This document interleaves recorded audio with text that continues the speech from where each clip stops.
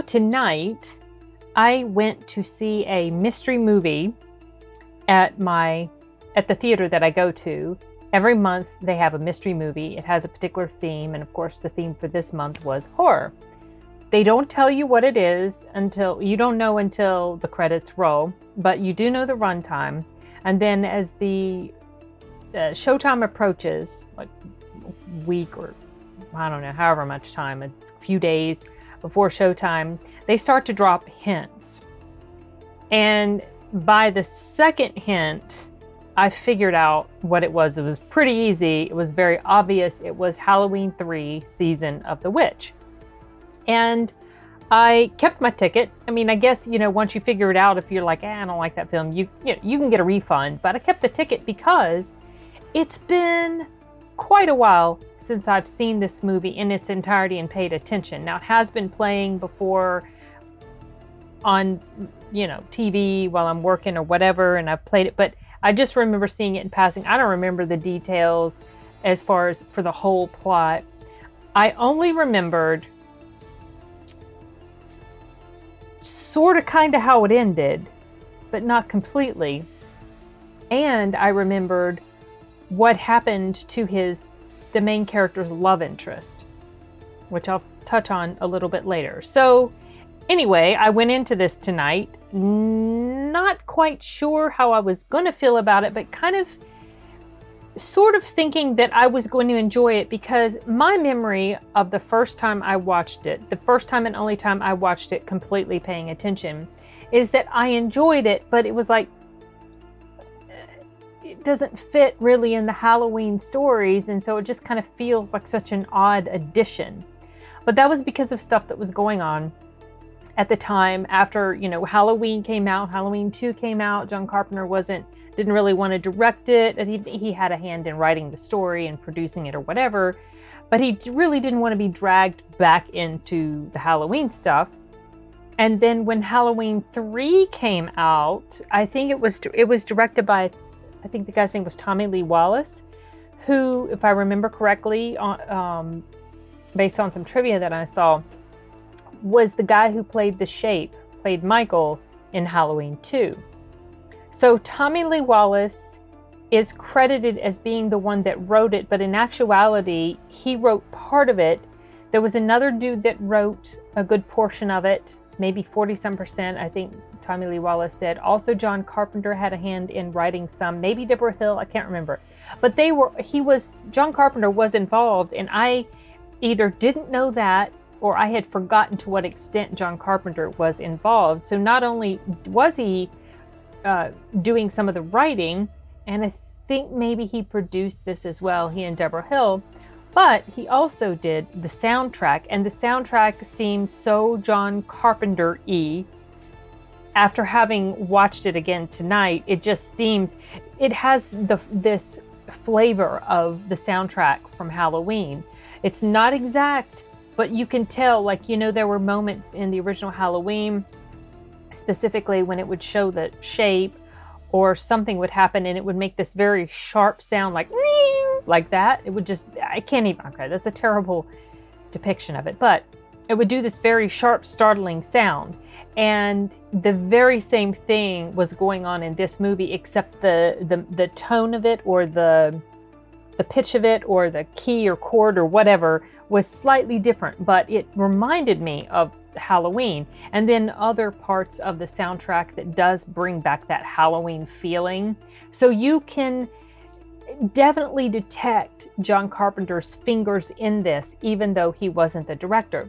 Now, even though he wasn't the director, I don't really feel like the movie suffers too much as a result of this. And I'll just get this out of the way, that while I liked it at the time, I wasn't thrilled about it. I didn't think it was all that, it was just your typical horror, with the typical type of horror ending and all that stuff.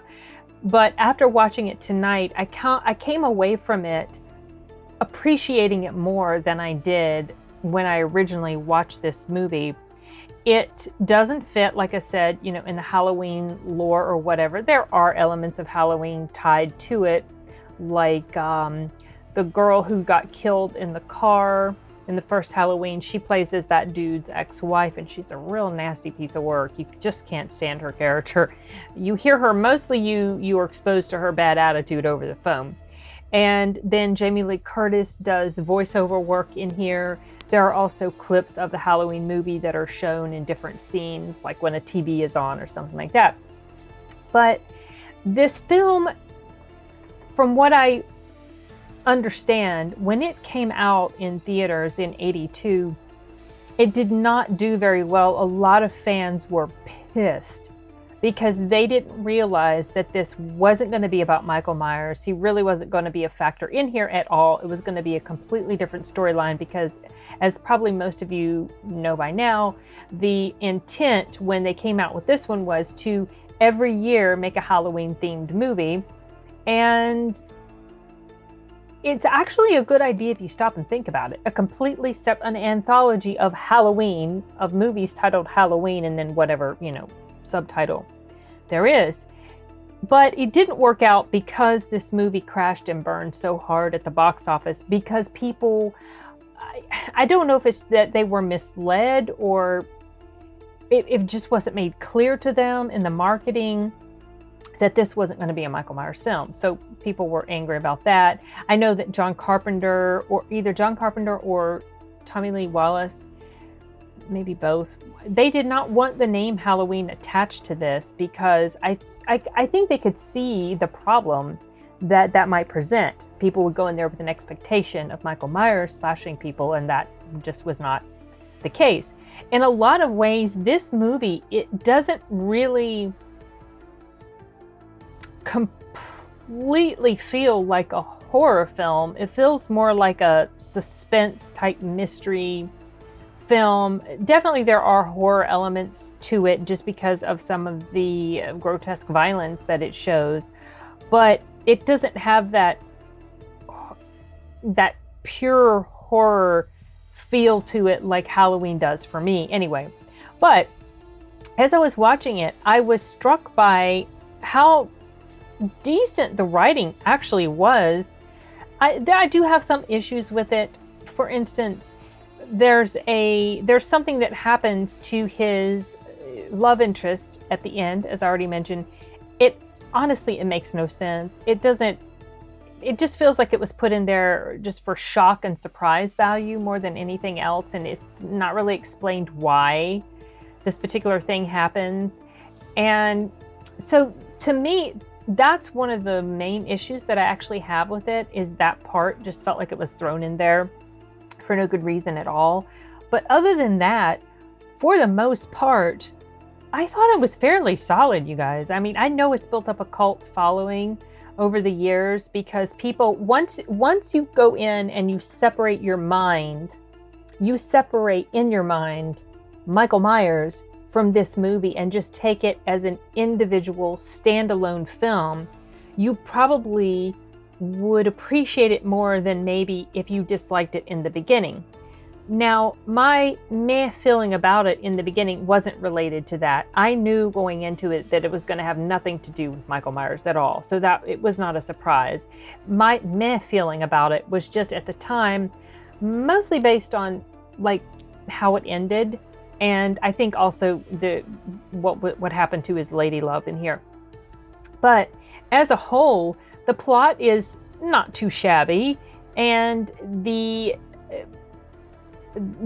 thing that you find out what's going on, you don't find that out. I remember when I was sitting there tonight, and it was like we were maybe, I don't know, 25 minutes from the end, and I was thinking to myself, this is titled The Season of the Witch. Now why? There's no witches in here. What I don't get this. And then not long after that, you get why it's titled Season of the Witch. So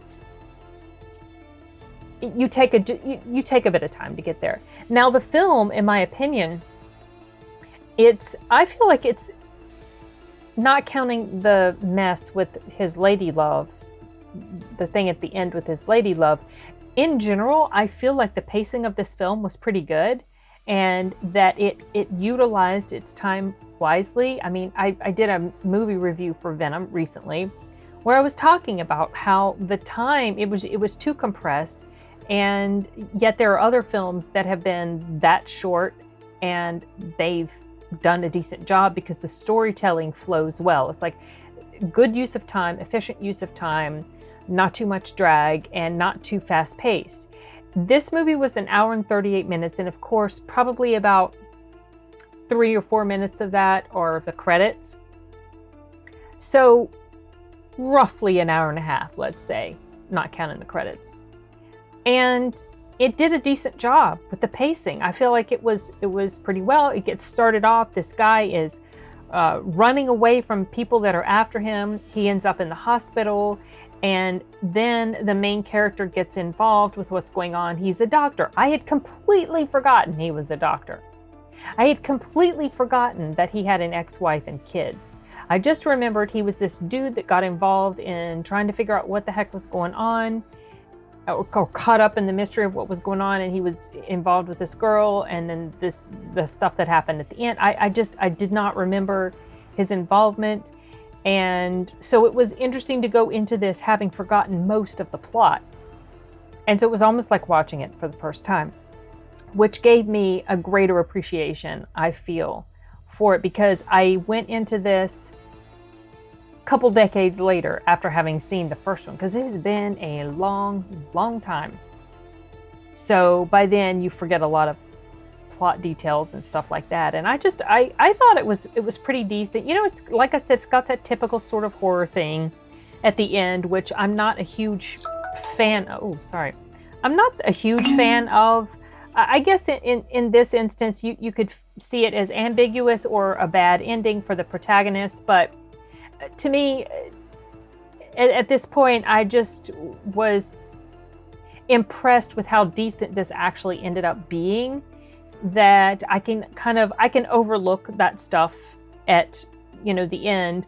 Not a lot of, like, as I'm watching this, as things are happening, I was getting the feeling of that it had a flavor of Invasion of the Body Snatchers type stuff going on. And I did find out when I was listening to a video about it, they were mentioning that the director, that Invasion of the Body Snatchers, I think the original movie, I can't remember the 1970 something movie as well, but that did influence him when he was working on this, because he liked those films or whatever.